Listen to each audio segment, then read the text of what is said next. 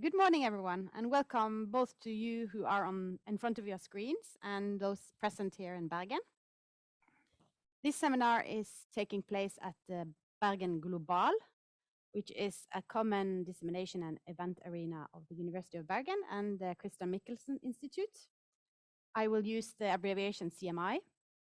CMI is a research institute and an independent research institute dedicated to research on the global south.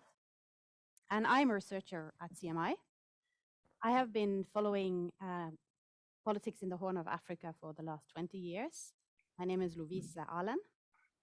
I have been mostly focusing on politics in the Horn from the Ethiopian side, but also from the side through a project called Assisting Regional Universities in Sudan.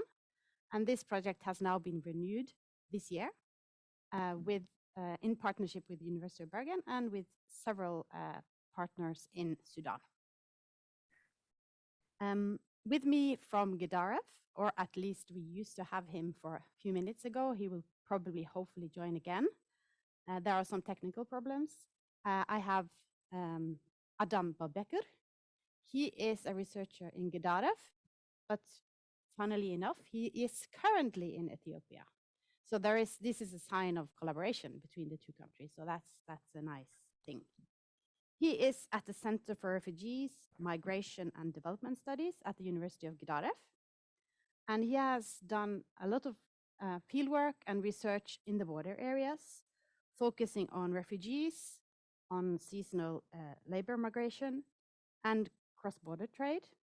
And he's also very much interested in how to facilitate peaceful coexistence between Ethiopia and Sudan.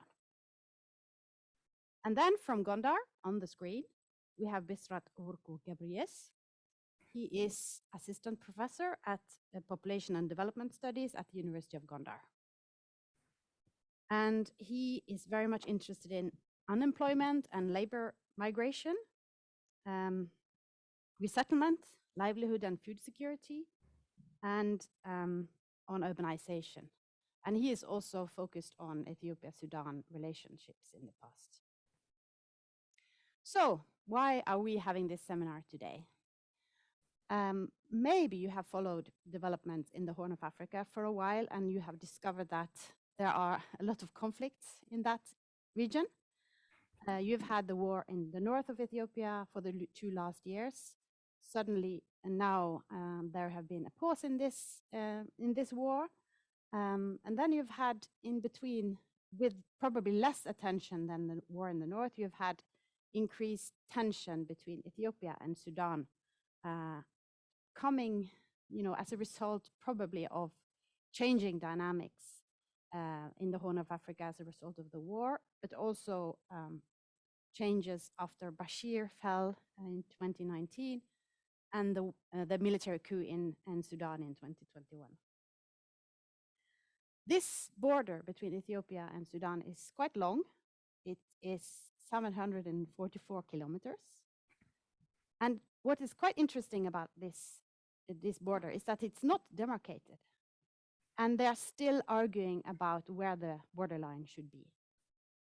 There were attempts of making agreements in 1903. And they're still arguing about what was actually decided that time between the Sudanese-British colonial administration and the emperor on the Ethiopian side. And the particularly contested stretch is between Tigray and Amhara on the Ethiopian side and Gedarif along the borderline from the town of Humera and Hamdayet in the north to Matemma and Galabat in the south. And if you look at historical sources of this borderland, it has been described as a hostile place, as a no man's land, but it has also been described as, and it is indeed, large areas of very fertile land. And this is particularly the case in the Al-Fashaga triangle, which is naturally fed by 3 rivers on all sides. And it has been from the particularly from the 1960s, sites of commercial farming and historically very important for livestock grazing. So it's probably inaccurate to call it a no man's land, maybe from the central government or from the Western eyes, it could be described as that because there are very few roads there and little infrastructure in general. But for people who rely on the land, these are really, really important areas. And it has a very long history of interaction, of course, between the people living on each side of the border. And this has, from the early ages, been much without the direction or interference from the central government. And seasonal labor, agricultural labor migration across the border has been really important. So particularly Ethiopians going across the border to Sudan to work when they're waiting for the harvest on the Ethiopian side. And I think we can generally say that when the governments in the two countries have been on good terms, these border communities have been allowed to interact peacefully, interact in their own terms. Of course, there have been histories or stories of the Ethiopian shiftas coming across the border and taking livestock. And you have had other not so peaceful movements also from the Sudanese side, but generally, border communities have they have found out how to live peacefully together. But in tense periods when the government in Khartoum, the government in Addis Ababa have not been on friendly terms, that has somehow often given expansionists, local and national interests, the space to encroach into the other side and maybe also to take areas that are contested. And there have been clashes quite frequently from the 1960s, 70s and onwards. And we see this really happening since the war that erupted in Tigray in 2020, in November 2020. Just after the war started, the Sudanese government, or Burhan, the general that is now somehow have led the coup in 2021, he somehow exploited the opportunity of the war in the north to go and take territorial claim of contested areas in Al-Fashaga in December 2020. And there were serious clashes at that time. And also in 2021, people were killed and there were talks of, is this escalating into a real war? And it has not, fortunately.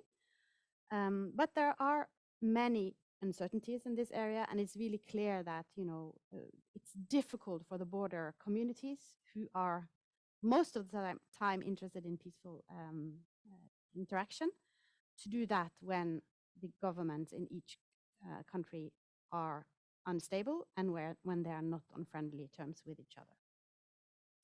But we are in this seminar going to dedicate our time to look into the sort of local perspectives on interaction between the communities.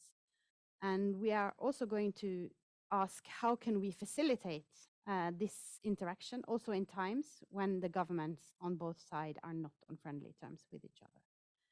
So I think, are we having Adam also on the line? No? Bisrat is there. So Bisrat, you are now in Gondar. That's where you are based. If I'm not wrong, that's around 200 kilometers from the border. Is that correct? Yeah, around that. Yeah. So in your area, and particularly in that area that goes from Gondar to the border areas, the border, what goes on the border, what goes on in Sudan, even on the other side in Eastern Sudan, is important. Can you explain to me in which way, and to the others in which way it is important? What are the kind of the main interactions between the Gondar people and people who live in the border areas and across into Sudan? Okay, thank you very much. And thank you all the participants in this seminar. And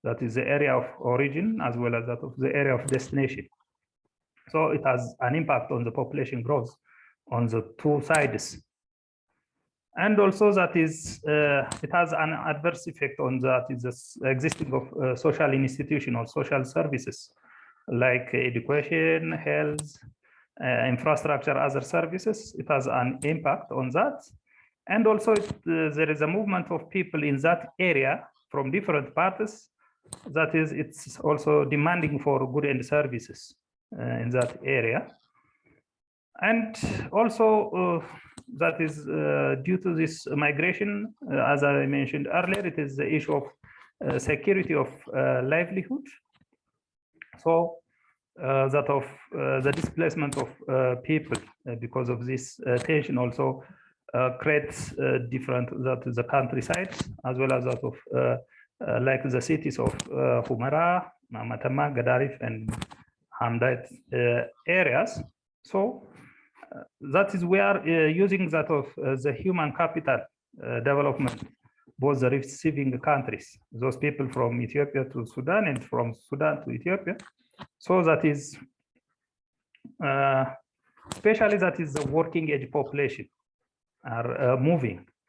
That is age from that of, as we said in population studies, that is the age from 15 to 64, that is the productive or the economic population. So this working age population contribute a lot for those social, economical, as well as the political issues.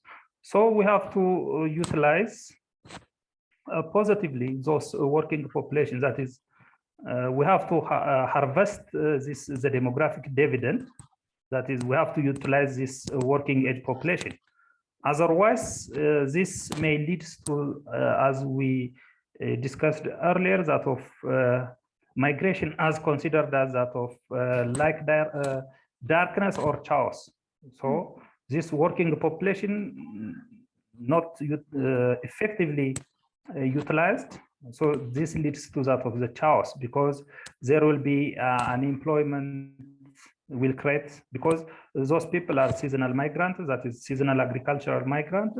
After finishing their work or after that harvest, especially that area that is more productive for sesame and some products of that of incense. So this may lead to that of the chaos. So it has both positive as well as the negative impacts. So we have to use that of the positive sides rather than we have to eliminate such negative impacts through that of collaboration of the two countries. So as academicians, so that of University of Gondar and University of Gedarif has a great responsibility to bring such positive things rather than that of the negative one. So the negative impacts of this, the population or the migrants from these two countries, as we said, there is a pressure on public services, schools, housing, healthcare, and also creating that is even those places are small cities may lead to that of what we call it overcrowding of that areas, and also there will be cultural and language barriers also. Yeah. There is here in Ethiopia that is dominantly that is the Amharic language, and some parts that is the Tigray language is spoken. In the Sudanese side, there is Arabic language and the English language. So people cannot easily communicate each other because there is cultural barrier and language barrier. So this leads to also that is miscommunication or misunderstanding. So this leads to that of the chaos, and also that of increasing level of pollution. If there is overcrowdingness, there is overconsumption. So this is also the problem. And also that is if the population of migration increase in that area, maybe that is a pressure on the natural resources.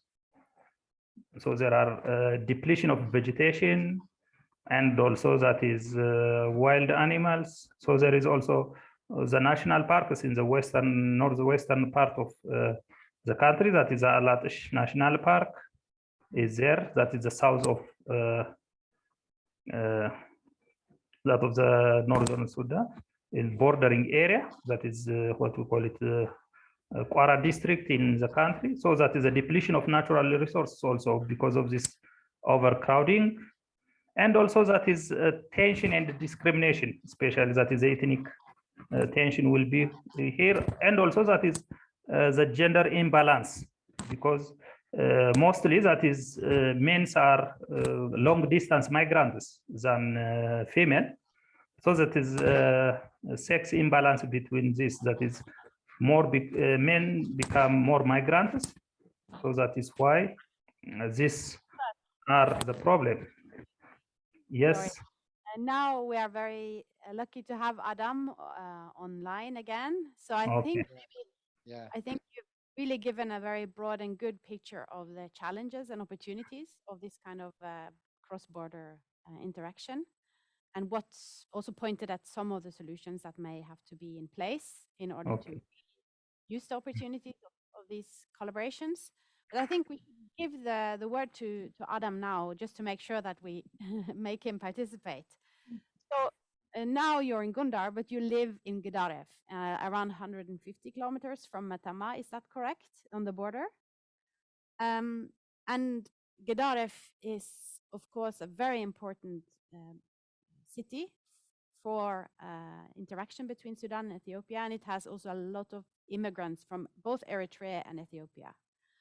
And you have been interested in the question, what are the factors that pull communities together and what push them apart across the borders? So maybe you can say something about that, Adam. Yeah. Good morning, everybody. It is my pleasure to be a part of this webinar. Thank you for CMI and Bergen University and University of Gondar. Now I am in Gondar. I'm living Gedarif, but now I am in Gondar. Concerning your question, what are the factors that pull communities of the borders from the two sides? There is many factors. For example, there is economic factors. As you mentioned, there is many migrant labor from Ethiopia to Sudan. This is a type factor of economics. However, the labor migrations, Ethiopian labor migrant consider the main source of agricultural labor in Gedarif state. And there is some big farmers in Gedarif, they said, if no Ethiopian labor migrant in Gedarif, no agriculture product in Gedarif. So this, it will show you how these border communities, they are integrated. So when there is a labor migrant, continue labor migrant from Sudan to Ethiopia, this is a factor that led communities to be together, because there is win-win from both sides. The big farmers in Sudan, they benefit from these labors, and at the same time, the Ethiopian migrant, mainly who came from around Gondar and outside Gondar, Gujam, the main people are there. After they finish their harvesting season in Ethiopia, for them is a type of years of migrant. So this is one factor. Another things from the economic factors is the trade.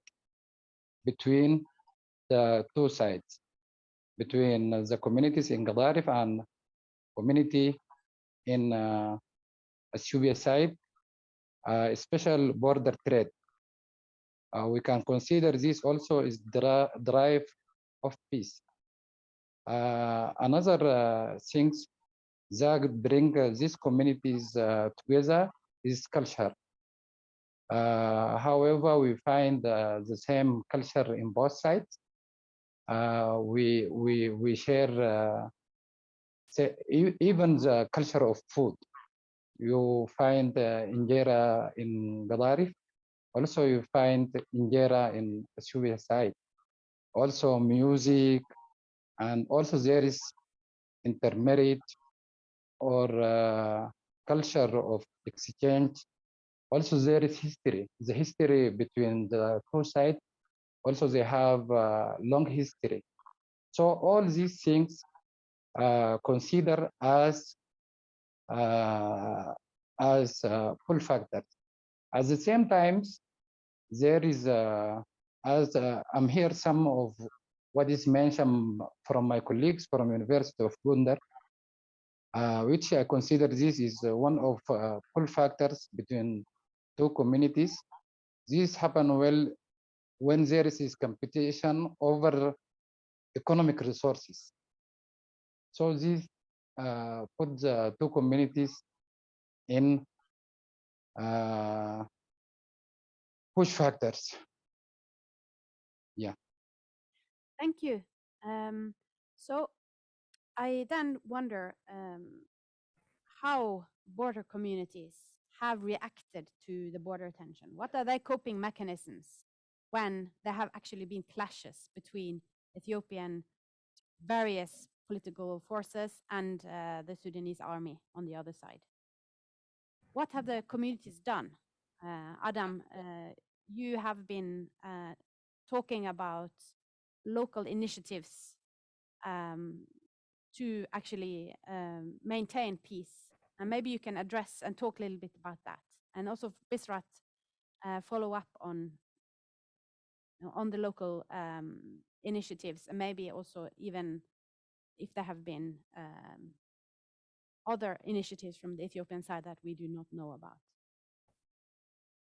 Adam. Yeah. What do we experience in last 2 years? Those, as we mentioned, those communities from both sides, they are connected. Cultural, economical, social. So even there is anything, they maintain, they remain their relation. They have their mechanism. For example, if the border closed, they have another path to exchange their goods through smuggling. So they have, this is one type of mechanism. But smuggling not let them to exchange very big volume of goods. What I'm observing Gedarif last year, they have initiative from the local people, from border traders, big farmers. They launched just like initiative with people from Matama, what is called elder communities. They discuss each other. Then they could relax the tension between the two countries. And at the end, they win to open the border again. So this, I think it is amazing things. We need to develop like this mechanism. Other things, people from Matama also, they did the same. So I think we need to develop like this mechanism. Yeah. Yes. Because for these communities, border for them is the life, is breath. Yes. Exactly. So that if there is anything, they try to get the mechanism that solves their problem, especially the problem of livelihood. Yeah. So Bisrat, maybe we are I need to jump a bit ahead because we are already half into the webinar, and we need to open up for questions. So maybe I will just specifically ask you, Bisrat, how, there have been some changes in the political dynamics in Ethiopia during the last 2 years, particularly. And there have been a new kind of political mobilization in Amhara region, where you've had the Fano groups, that is somehow irregular military groups. And you've had Amhara militia, who have had a big role in support of the federal forces in the north of Ethiopia in the war against the TPLF. And they have somehow, gained a new role that they didn't have before. And what are their interests in the border communities? Here we are talking about, we talk about ordinary citizens who most of the time engage in labor migration, who are most of the time interested in peaceful coexistence. But then you have these forces who may, have another agenda. How do you describe this? You may not agree with my analysis, but I would like you to comment on that. Okay, thank you very much. Before that, there should be something is done in cross-border collaboration between the two governments, that is the federal or the local, as well as the regional governments as a partner to support such collaboration. The first thing is that is a border country, that is Ethiopia and Sudan, work together with that of better service improvement for the basic infrastructure. So that is, there is a road as well as railway construction that is to connect the two countries. That is one collaboration. Another one is that is, as Adam said, that is border trade should be strengthened. That is cross-border trade, as you know, that is in many countries, it is largely dominated by informal and illegal trades. So that should be the legal one. But as you mentioned some questions that is in relation with this border issue, what is the intention of the federal government and the Amhara special force and the Fanos? So that is the last 2 years there was a conflict between the federal and as well as the Tigray regional state. So that is, so especially those wars between this, especially focus that is the border, that is Amhara regional state, as well as the Afar region in Ethiopia. That is the two regions are mostly under the attack, or they face so many challenges. That is the destruction of social services. When you come to in northern part of Amhara and the eastern part of Amhara regional state, as well as in the Afar regional state, there is so many distractions. The social services, health, education, as well as that is the infrastructure, the road, electricity, telecommunication. So these are the devastating scenarios in the last 2 years. But as you know, that is the peace agreement was made the last 2 weeks, before 2 weeks. So that is the federal government as well as the Tigray regional government come to consensus on that. And that of the Amhara Fanos, as well as the special forces, they are supporting the federal government as well as the regional government. That is the defense. So based in my understanding, I think there is no other intention for that of the border between that of the Sudan as well as the Ethiopian side. So simply they are supporting the federal government, and also they are securing that of the region. That is the Fanos as well as the Amhara special force that is they give their blood So and if they secure their, yes.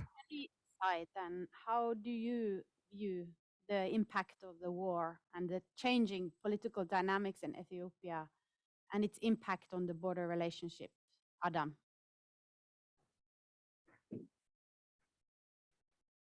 Hello. Yes, we hear you.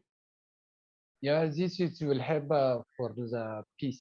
If, as we know, Sudan and Ethiopia in last year, there is many development, and one of that development happened in both sides, reflect in the border. So if there is peace in Ethiopia, there will be as you know, there is a new political deal framework agreement will sign, a political agreement will sign in Sudan. Mm. So if there is after October 2021 in Sudan, so if there is stability in two countries, this will be a good impact on the border. Yes. So people will live in peace. Mm. So this is, again, is probably history repeating itself. If there is somehow a good relationship between the two governments, it's easier also for the border communities to interact peacefully. Yeah. Then there are, of course, some issues, and that was mentioned also in the chat, in the question, that are really, really tricky. And that is, one of them is the area of West Tigray, or Walkait, or whatever you want to call it. It's also contested what we should call it. This is an area that was included in Tigray up until now, and it still is. Very contested area, very fertile area bordering Sudan, which is now occupied by Amhara forces. In addition, Eritrean forces are probably there, remaining there. And how has that situation with alleged cleansing of the Tigrayan population had an impact on the border situation just across the border in Hamdayet and other places in that area?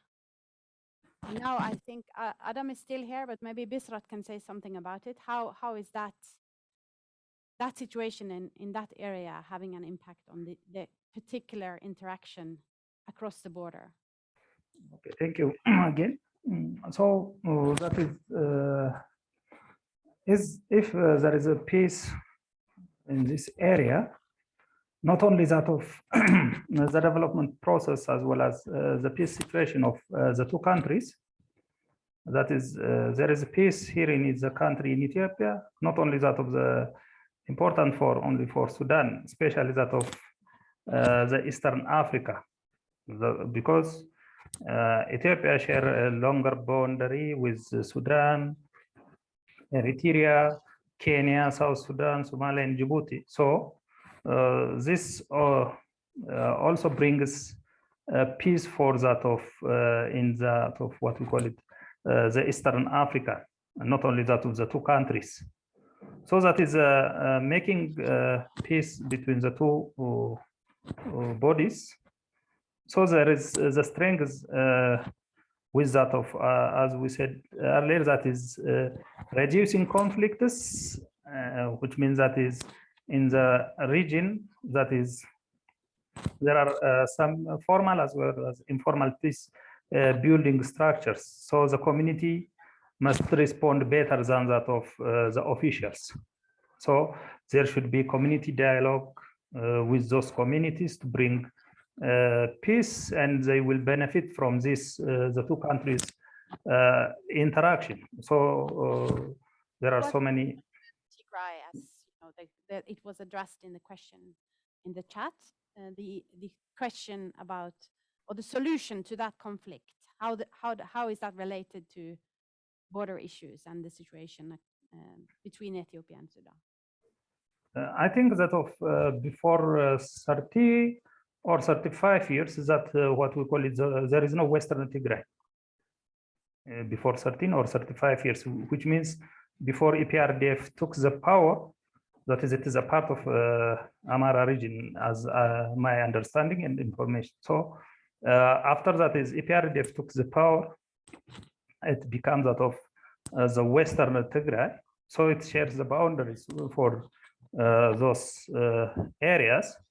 So it is not to say that Walqat, or that is what we call it the Western Tigray.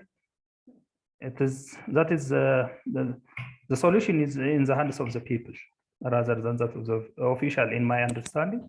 So that is for all that is peace is the most important to bring sustainable development in that area as well as that of in the region. So that is creating collaboration, making peace, and that of strengthening this cross-border trading, and also that of improvement of such infrastructure and social services will bring a better solution for that, in my understanding.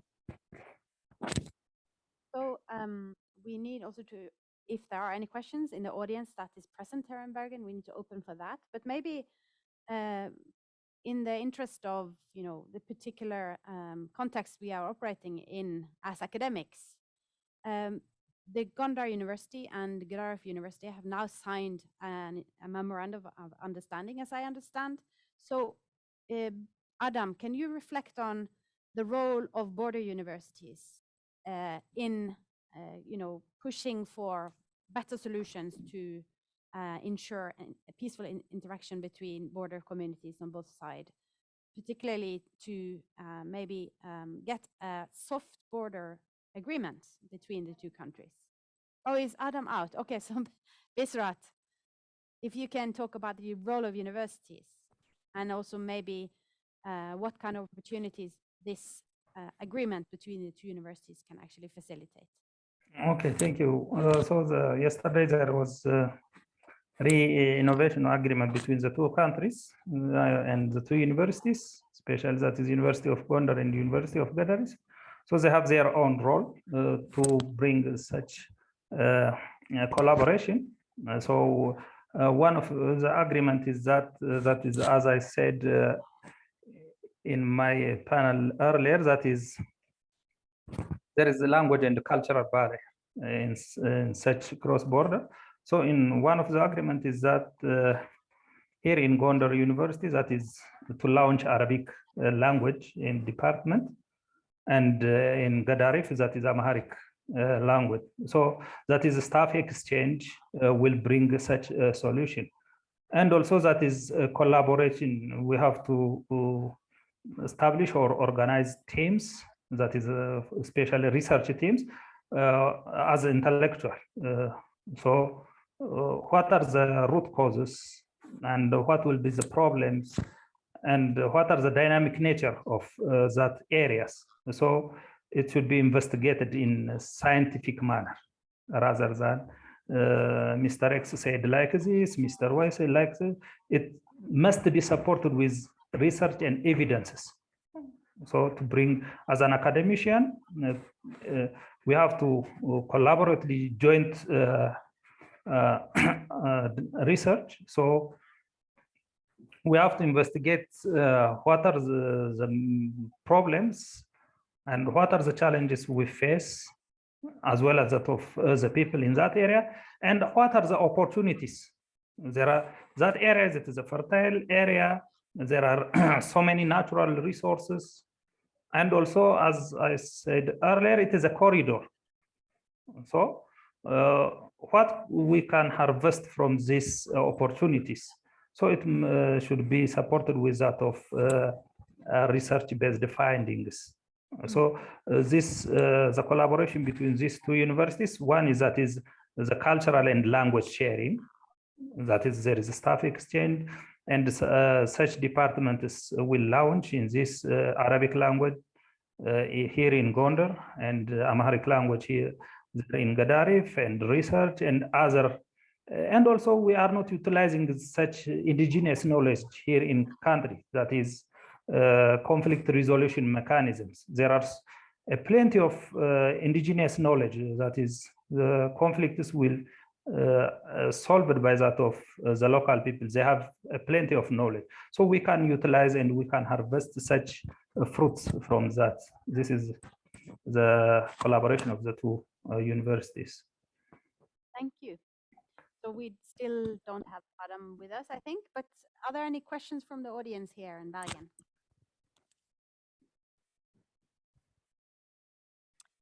No. So then I think one of the issues that you also mentioned, Bisrat, which is also interesting and probably also has some particular interest for policymakers in the global north, is also that Gondar serves as a hub to for people who like to migrate from Ethiopia through Sudan and then across to Libya and the Mediterranean. How has that kind of interest or people who move have an impact on the situation in Gondar city? How can you see that? How is that visible? And what is done by the government in order to address this? Okay, thank you. Human trafficking. Yeah, there is migration as well as there is human trafficking. So Gondar is a hub or a corridor for that of the northwestern, and as we say, as you know, that is the southern part. That is what you call it Hosanna, Arba Minch, Hawassa.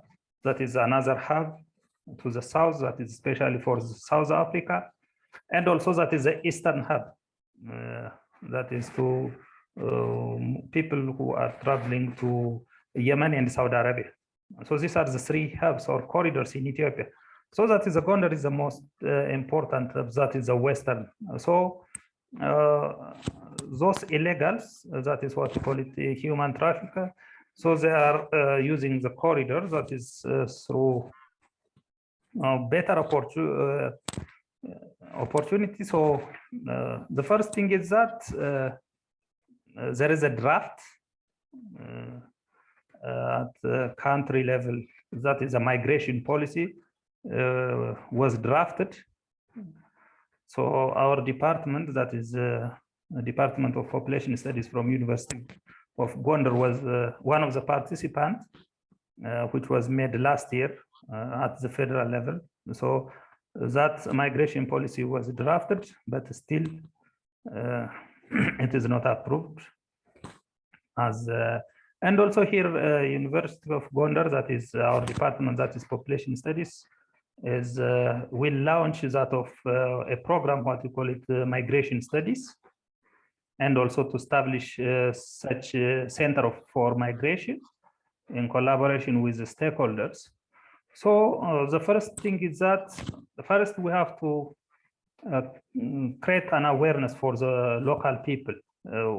What that is a negative impact of migration. But migration, as I said earlier, it is not only that of the negative, it was also that of one means of securing livelihood. But we have to first aware the local people, that is the impacts of migration, that is area in terms of area origin as well as in terms of destination. And also that is the traffickers also, that is because, as you know, this area is a hub for that of Sudan, Libya to Europe. So we have to first to aware and to create, to teach those local people, and we work with that of the stakeholders, like that is the courts and the police and other regional as well as local governments that will bring a better solution. I guess also the situation in Eritrea, the fact that you have people who would like to get out of the country from that side also has an impact on the situation in Gondar, or are they going further north out of Eritrea and across to Sudan? The Eritreans. Yeah, some people were displaced from Eritrea, and they were what we call during that of the war between Tigray and Ethiopian government. So the refugee campus that is located in Tigray, that is Shimalba and others, were closed and shifted to that of northern Gondar, what you call it, a place called Dabark. That was a site for refugees. That is 100 kilometers far from the town of Gondar. So that is those refugees campus were shifted here, that of in Dabark area. So people may migrate and using Gondar, and they are moving to directly to Matama. So that is, as we said earlier, that is there will be overcrowding of the town, and also that is pressure on that of social services, especially that of houses, the rentals of house. There is an increment, and also such transportation problem. Also, that is the effect. That is crowdiness, and also that is some items were inflated. That is because, yeah, that is the economic problem. Also exacerbate the problem. So that is some items will be under problem. Pointed out on the Sudanese side, of course, that the influx of refugees from Tigray, particularly during the war, also has an impact on the relationship between refugee communities and the communities that are already residing there, and that it has an impact on social health systems and so on. And this has also been described in a policy brief written by Adam and colleagues on the Sudanese side. So of course we should focus on the positive kind of peaceful initiatives, but we should also be realistic, pointing out that we need to have resources enough to host communities that are moving across the border by war or by seasonal migration and or other reasons. But it's been quite interesting to note that it's been coming up in the news, also in Western media, in the last week, I think, that there have been an arrest of a very famous human trafficker originating from Eritrea in Khartoum. And this guy has been on the list of all kinds of international criminal agencies because he's seen to be guilty of not only trafficking human beings, but also of inhuman treatment of migrants in Libya. So he is Eritrean. He was caught, I think, last year and taken to court in Ethiopia, but he was able to escape during the time when he was in court. He went to the bathroom, he changed his clothes, and he disappeared.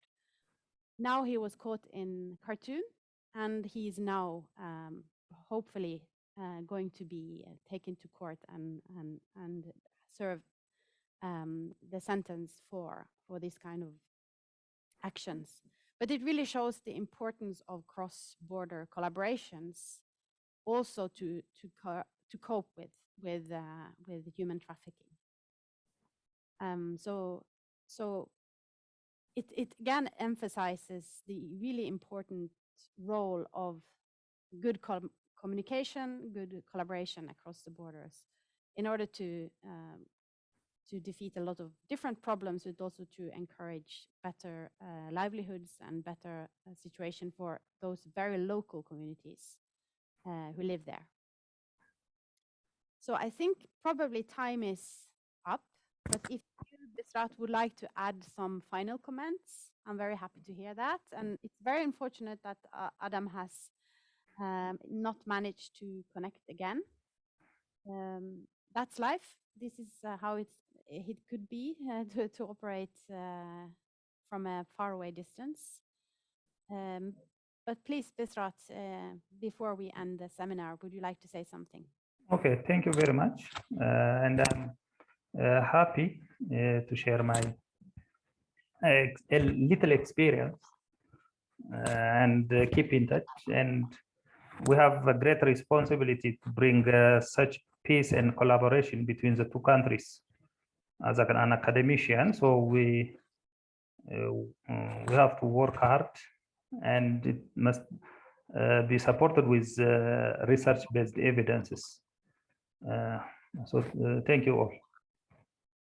So thank you so much, Bisrat, and also, of course, thank you to Adam for contributing. And I think this is really the collaboration between the two universities, I think, is a really very good sign and promising for the future. And I hope also CMI and University of Bergen can be supporting and maybe participating in this kind of cross-border research in the future. Thank you very much. Thank you.